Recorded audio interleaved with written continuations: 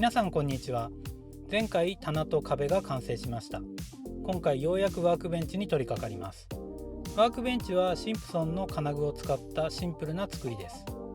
2x4 材を切ってネジで留めるだけの誰でもできるようなレベルです。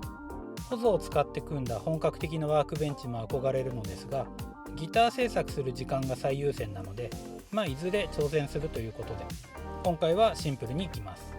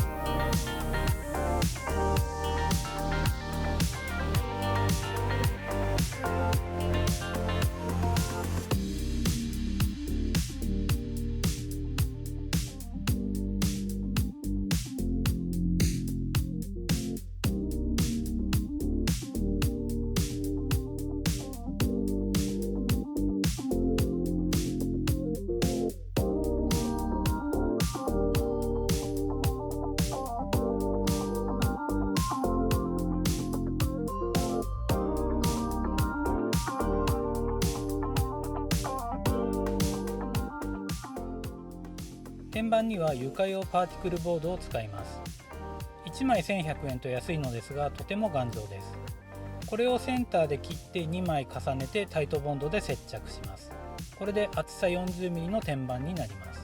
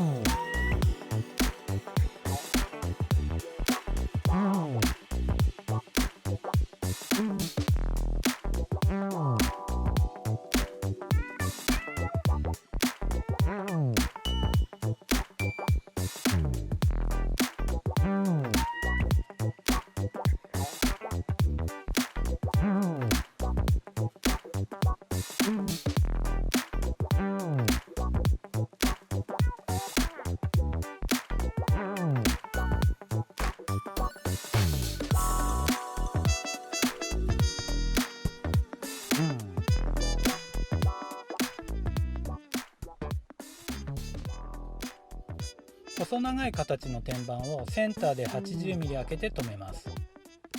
センターを開けているのはクランプを使いやすくするためで、ギターを作っているとボディやネックをちょうどセンターの位置あたりで留めたいということが結構あります。ヤスリをかけたりカンナを使ったりするとき劇的に使いやすくなります。 DIY ではなくギター制作がメインなのでこんな作りにしてみました。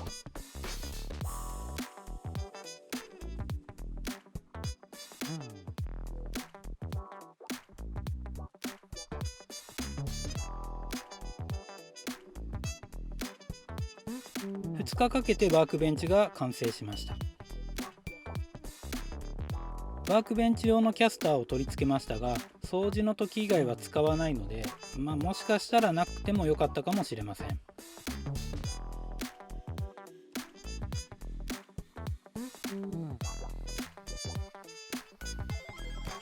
次回は道具類を壁に片付けて使いやすく設置する動画です。ご視聴ありがとうございました。チャンネル登録よろしくお願いします。